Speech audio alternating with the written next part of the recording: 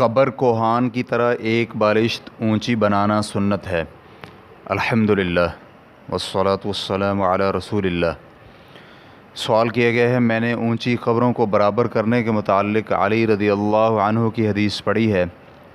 میری دادی کی قبر تقریباً 4 فٹ اونچی اور سنگ مرمر سے بنائی گئی تھی۔ میں نے سنت پر عمل کرتے ہوئے اس کا اوپر والا حصہ گرا کر اسے نیچے کر دیا، اور بعد میں یہ ہوا کہ میں نے اسی ویب سائٹ پر سوال نمبر 8991 کا جواب پڑھا، جس میں یہ عبارت ہے: قبروں پر قبے اور گنبد کی تعمیر اور مزار اور قبروں کو مساجد بنانا قبروں کو اونچی کرنے والی حدیث میں ہی شامل ہوتا ہے، اور اب مجھے یہ پریشانی لاحق ہے کہ میں نے ایسا کام کیا ہے جس میں قبر یا روح کی بے حرمتی ہوئی ہے۔ دوسری بات یہ بھی ہے کہ خاندان کے بڑے بوڑھے مجھے اس کام کی بنا پر لعنت ملامت کر رہے ہیں، تو کیا میں نے غلطی کا ارتکاب کیا ہے؟ اور اگر واقعتاً ایسا ہی ہے تو مجھے کیا کرنا چاہیے؟ رہنمائی فرما دیں۔ الجواب بعون الوہاب۔ اول، سنت تو یہ ہے کہ قبر زمین سے صرف ایک بالشت اونچی کی جائے اور اسے کوہان کی طرح بنائی جائے، نہ کہ ہموار سطح میں۔ جمہور کا قول یہی ہے۔ اس کی دلیل صحیح بخاری کی یہ روایت ہے۔ سفیان التمار بیان کرتے ہیں کہ انہوں نے رسول اللہ صلی اللہ علیہ وآلہ وسلم کی قبر کو کوہان کی شکل میں بنی ہوئی دیکھا۔ صحیح بخاری حدیث نمبر 1390۔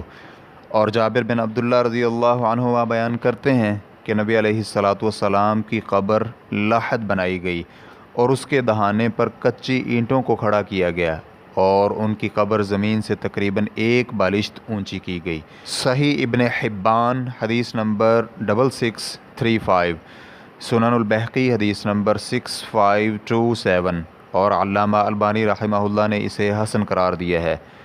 زاد المستقنع میں ہے، قبر زمین سے ایک بالشت اونچی اور کوہان کی شکل میں بنائی جائے گی۔ شیخ ابن عثیمین رحمہ اللہ کہتے ہیں، یعنی سنت یہ ہے کہ قبر زمین سے اونچی کی جائے، اور جس طرح ایسا کرنا سنت ہے، اور پھر واقعہ بھی اسی کا متقاضی ہے، کیونکہ قبر سے نکلی ہوئی مٹی قبر پر ہی ڈالی جائے گی، اور یہ معلوم ہی ہے کہ مٹی کھودنے سے قبل اچھی طرح ساتھ مل کر جمی ہوتی ہے، لیکن کھودی جائے تو پھول جاتی ہے، اس لیے مٹی کا زیادہ ہونا ضروری بات ہے، اور اس لیے بھی میت والی جگہ مٹی کے لیے اولا ہے، اور اب وہ کھلی ہو گئی ہے تو وہ مٹی جو میت والی جگہ تھی وہ اس کے اوپر ہوگی۔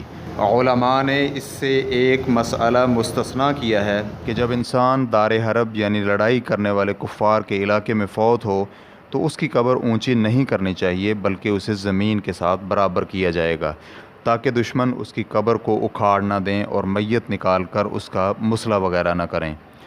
قولہ کوہان کی شکل میں، یعنی کوہان کی طرح بنائی جائے، وہ اس طرح کہ قبر کے درمیان والا حصہ اونچا اور دونوں سائیڈیں نیچی ہوں، اور کوہان کی ضد اور خلاف مسطح ہے کہ بالکل برابر سطح ہو۔ اس کی دلیل یہ ہے کہ نبی علیہ الصلاۃ والسلام اور ان کے دونوں صحابیوں ابو بکر اور عمر فاروق رضی اللہ عنہما کی قبریں ایسی ہی ہیں۔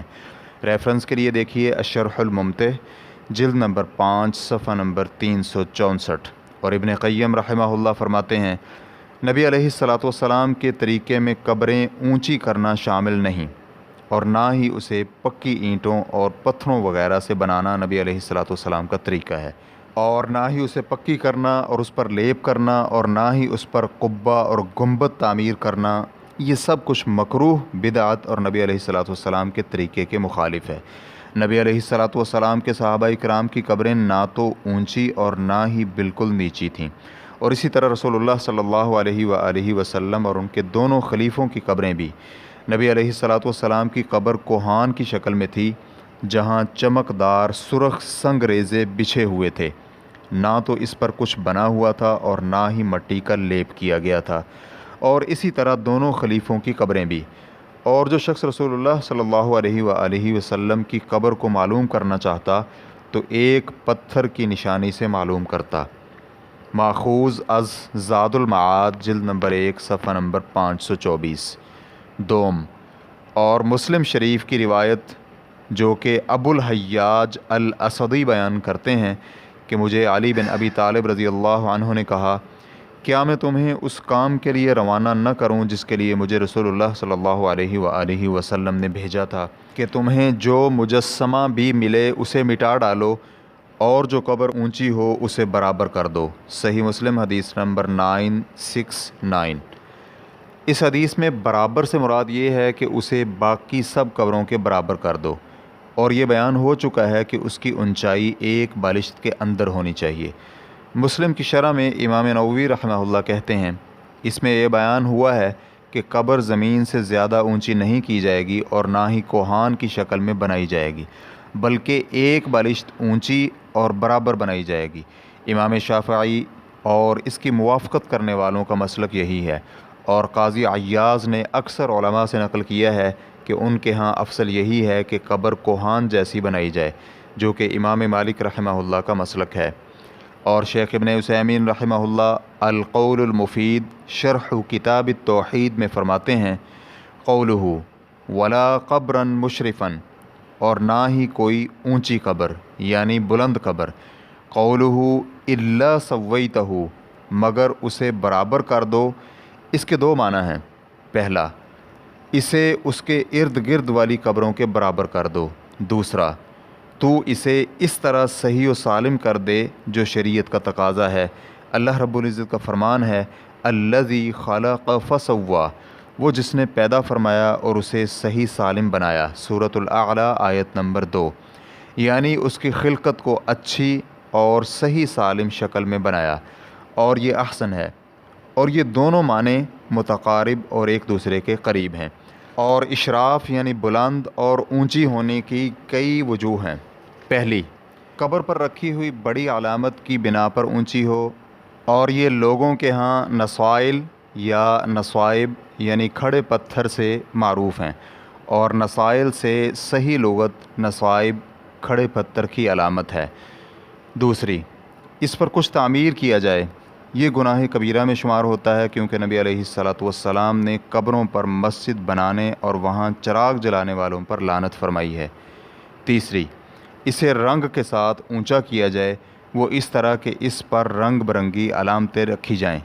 چوتھی، قبر کی مٹی باقی ارد گرد والی قبروں سے اونچی ہو تاکہ دوسری قبروں سے ظاہر اور علیحدہ لگے۔ تو یہ سب اونچی اور بلند میں شامل ہوتی ہیں۔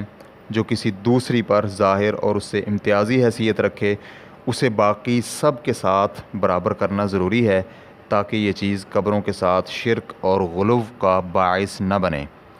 سوم، مذکورہ بالا سطور سے یہ واضح ہوا کہ قبروں پر قبے اور گنبد اور مزار تعمیر کرنا ممنوع ہے، اور یہ قبروں کی تعظیم اور شرک کا ذریعہ ہیں، اور اسی طرح تقریباً ایک بالشت سے قبر اونچی کرنا بھی ممنوع ہے۔ شوکانی رحمہ اللہ کہتے ہیں، اور قبروں پر قبے اور گنبد اور مزار بنانا بھی اس حدیث یعنی مندرجہ بالا حدیث کے تحت بالاولیٰ شامل ہوتے ہیں، اور قبروں کو مساجد بنانا بھی یہی ہے، اور ایسا کرنے والے پر نبی علیہ الصلوۃ والسلام نے لعنت فرمائی ہے۔ قبروں کو پکا کرنا اور انہیں اچھی طرح اور بنا سنوار کے تعمیر کرنے سے کتنی ہی خرابیاں پیدا ہو چکی ہیں اور سرایت کر چکی ہیں، جس سے آج اسلام رو رہا ہے۔ ان خرابیوں میں جاہل قسم کے افراد کا وہی اعتقاد ہے جو کفار اپنے بتوں سے رکھتے ہیں، اور یہ اتنی عظمت اختیار کر گیا ہے کہ لوگ یہ گمان کرنے لگے ہیں کہ یہ قبر نفع دینے اور نقصان دور کرنے پر قادر ہے، تو اس طرح انہوں نے ان قبروں کو اپنی حاجات و ضروریات پوری کرنے اور نجات و کامیابی اور مطلب پورے ہونے کی جگہ بنا لیا ہے، اور وہاں سے وہ کچھ مانگنے لگے ہیں جو انہیں اپنے رب اور پروردگار سے مانگنا چاہیے، اور ان قبروں کی طرف سفر کر کے جانے لگے ہیں اور انہیں تبرکاً چھو کر ان سے مدد مانگتے ہیں۔ اجمالی طور پر یہ کہ انہوں نے کوئی ایسا کام نہیں چھوڑا جو جاہلیت میں بتوں کے ساتھ نہ ہوتا ہو، آج یہ بھی اس پر عمل پیرا ہیں۔ انا للہ و انا الیہ راجعون۔ اس شنیع اور قبیح برائی اور قطیع کفر کے باوجود ہم کوئی ایسا شخص نہیں پاتے جو اللہ کے لیے غصہ رکھے اور دین حنیف کی حمیت میں غیرت کھائے، نہ تو کوئی عالم دین اور نہ ہی کوئی طالب علم اور نہ ہی کوئی افسر اور حکمران اور نہ ہی کوئی وزیر و مشیر اور نہ ہی کوئی بادشاہ۔ ہمیں بہت سی ایسی خبریں ملی ہیں جن میں کوئی شک و شبہ کی گنجائش ہی نہیں کہ بہت سے قبر پرست لوگ یا پھر ان میں سے اکثر کو جب اپنے مخالف کی جانب سے قسم اٹھانے کا کہا جائے تو وہ جھوٹی قسم اٹھا لیتے ہیں، لیکن جب اس کے بعد انہیں یہ کہا جائے کہ تم اپنے پیر اور اعتقاد یا فلاں ولی کی قسم اٹھاؤ تو وہ ہکلانا شروع کر دیتا ہے اور لیت و لعل سے کام لیتا ہے اور انکار کرتا ہوا حق کا اعتراف کر لیتا ہے۔ یہ ان کے شرک کی سب سے بڑی اور واضح دلیل ہے کہ ان کا شرک تو ان لوگوں سے بھی بڑھ چکا ہے جو اللہ تعالیٰ کو 2 میں دوسرا یا پھر 3 میں تیسرا مانتے ہیں۔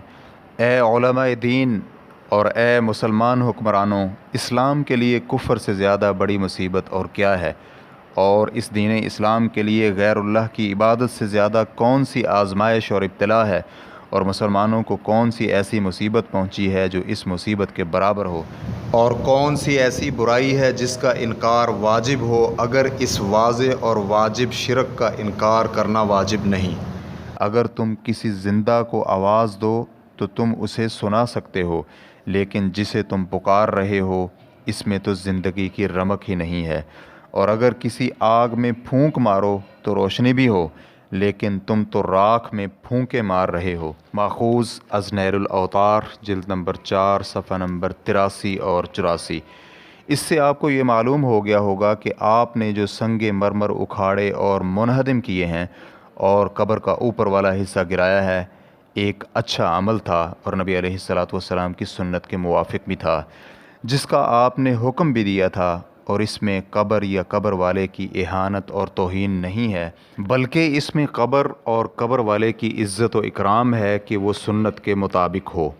آپ نے جو یہ بیان کیا ہے کہ جو کچھ آپ نے کیا ہے اس پر آپ کو بڑے اور بوڑھے لعنت ملامت کرنے لگے ہیں، تو یہ ان کی زیادتی اور آپ پر ظلم ہے۔ آپ اس پر صبر کریں، کیونکہ آپ نے ایک اطاعت و فرما برداری کا کام کیا ہے، اور پھر جو کوئی بھی لوگوں کو نیکی اور بھلائی کا حکم دیتا ہے یا پھر انہیں برائی سے منع کرتا ہے، اس کے ساتھ یہی کچھ ہوتا ہے۔